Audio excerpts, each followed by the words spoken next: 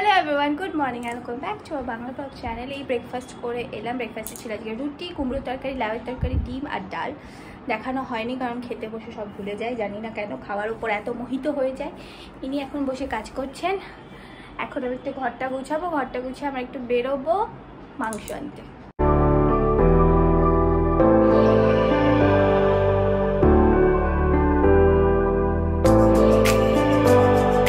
কতটা অসভ্য দেখো, বিছানা ছেড়ে উঠতে বলেছি জন্য যে বিছানাটা টান টান করে দিই, এইরকম বিছানাটা করে রেখে চলে গেল। সবসময় আমাকে দেখায় না আমি কতটা খারাপ, দেখো নমুনা। এই যেরকম করে দিয়ে এই ঘরে এসে বসে আছে, ওই রকম শুধুমাত্র বলেছি 2 সেকেন্ড ওঠ, আমি বিছানাটা টান টান করে দিই, তাই ওই রকম বিছানাটা করে রেখে এই যেখানে এসে বসেছে। তোর অফিস ঘর তো এইটা, তাহলে কাজ বিছানায় বসে করিস কেন? 2 সেকেন্ড উঠতে বলেছি, 2 সেকেন্ড উঠতে বলেছি যে বিছানাটা টান টান করে দেবো জন্য।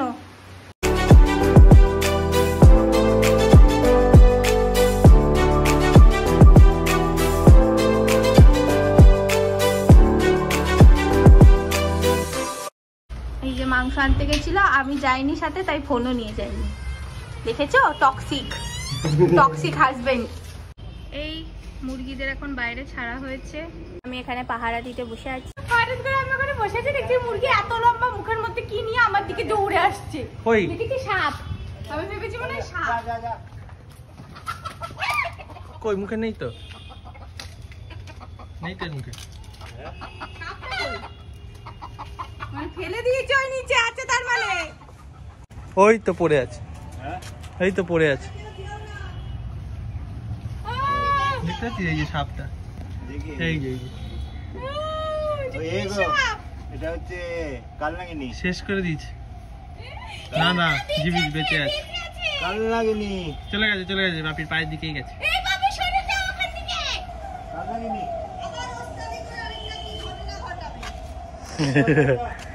মুরগি সাপ ধরেছিল, খেতে পারলো না। আমি দেখছি ওটা নিয়ে আমার দিকে ছুটে আসে, আর হচ্ছে আমার পায়ের কাছে যদি ছেড়ে দেয় তাহলে কি হবে? কি হবে? পালানোর জায়গা পাচ্ছিলাম না। এখন মা আমার লিচু দিয়ে গেছে, আমার লিচু খাচ্ছি।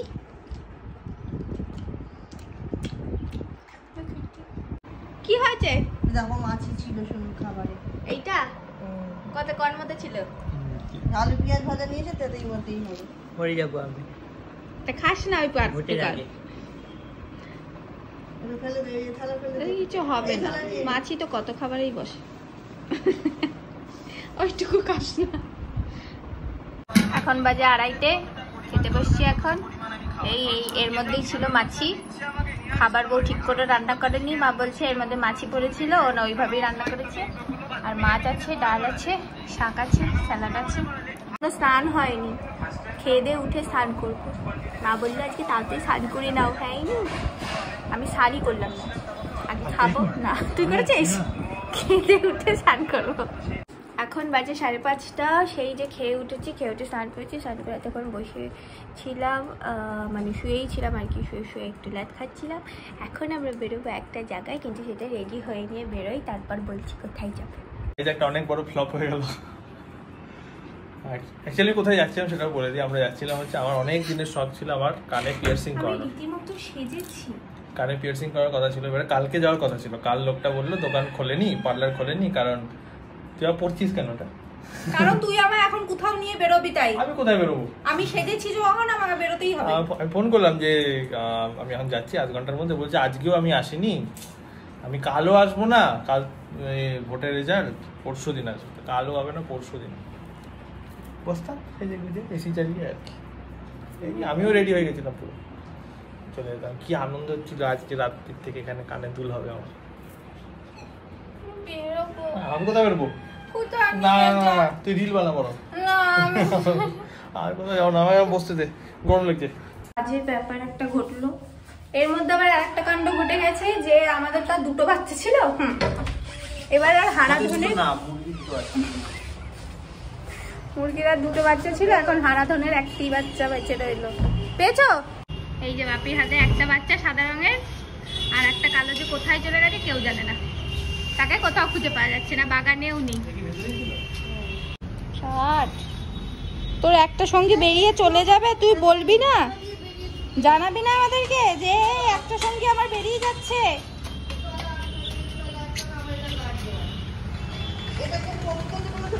সব চলে গেল রে, 5টা বাচ্চা ছিল, তার উপরে একটা গেট দেওয়া ছিল, তার ভেদ করে কালোটা কোথায় চলে গেছে? এই জাল চাপা দেওয়া থেকে এই জাল খুলে, এই মশারি খুলে কোথা থেকে বেরোলো? ফাঁক ছিল যখন বেরিয়ে এসে দেখলে? ফাঁক ছিল এসে দেখলে? ফাঁক ছিল কোনটা? এই দরজায়।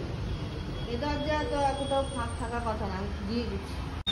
আপনাদেরকে এখানে রাখা হয়েছে, এবার এখানে ভয় পাচ্ছে, নতুন জায়গা, এটা করে না, এমনি দিয়ে দিচ্ছি। নতুন জায়গায়। একটাই বাকি রয়েছে, এই একটাকে আর ওই ঘরে রেখে কাজ নেই, তাই রেখে এখানেই রাখা হতে পারে। এমনিতে খেতে চাচ্ছে না, তাই ধরে খাওয়ানো হচ্ছে। আর এখানে জল দেওয়া হচ্ছে, এগুলো এর ভিতরে ঢুকিয়ে দেওয়া হবে। কিন্তু একা কেউ আর থাকতে চাইবে? সব সঙ্গী সাথী ওই ঘরে, ভয় পাবে। হ্যাঁ বাবা, উনি নিল খায়। একে এখন ঘরে আনা হয়েছে। এখন বাজে কটা? এখন বাজে 8টা। এ বাইরে এত চিৎকার করছে যে একা একা রয়েছে না, ওর ভালো লাগছে না, ঠিক করালো আমাদের ঘরেই এনে রাখা হয়। চাল টানবি তুই একটু? ওর ঢুকি দে না ভিতরে। চাল টানবি? আমার ভয় লাগছে, তুমি ওকে বার করে দাও, পাপি কিছু একটা করে, আমি জানি না। পারে যদি একবার এখানে, ওর তো চলে আসবে এখানে।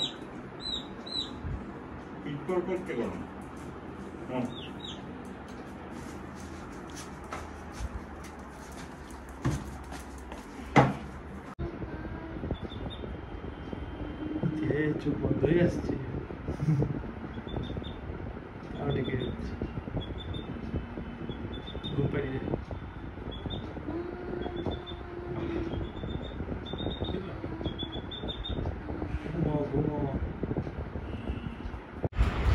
মানে আমি এর আগে 2 মিনিট ওকে নিয়েছিলাম, সেই যে ছিলাম, তারপর নিচে নামিয়ে দিয়েছিলাম, উঠে আমার কাছে চলে এসছে, এসে এই যে এইভাবে থাকবে এখন, এই যে আদর করছি, একদম ঘুরে গেছে। কি বলছি, মানে 2 মিনিটে আপন করে নিয়েছে, 2 মিনিটে ও ভেবে নিয়েছে আমি ওর মা হই। চোখে খুলছে না, এই খুলবে। ফাইনালি একে এই ঘরে নিয়ে আসা হয়েছে, কারণ এই কোলের মধ্যে ঠিক থাকছে, তাছাড়া কোলে উঠে চিৎকার করছে, আর এখন ওর মধ্যে ঢুকবেই না, খালি কোলে কোলেই থাকবে। এই হচ্ছে ওর ইচ্ছা। ওর ভিতরে জায়গা করা দেওয়া হয়েছে, কাপড় ফাপড় দিয়ে টিয়ে গোদলা মতো, যাতে ওর মনে হয় যে কোলের মধ্যেই আছে। কিন্তু উনি যাবেন না। কোলে উঠে খুব শান্তি, কোল থেকে নামবে না, যা করবে কোলে করবে। ও ভাবছে আমরাই মা ওর। বলতে বলতে এই যে পায়খানা করে দিল শুভর প্যান্টে। আমি জানি ও পায়খানা করবে, এই কারণে আমি কোলে নিচ্ছি না, অনেকক্ষণ করে না তাই। এ মা, তো গাইজ এই খেয়ে এলাম, মুরগিটা ওখানে আছে, এখন চিৎকার করছে না অতটাও, করলেও শুনতে পাবো না কারণ দরজাটা দেওয়া। তাই তো যাই হোক গাইজ, ভিডিও ভালো লেগে থাকলে লাইক শেয়ার সাবস্ক্রাইব করবে, ইনস্টাগ্রামে দুজনকে ফলো করবে। দেখা হচ্ছে তোমার সাথে নেক্সট ভিডিওতে।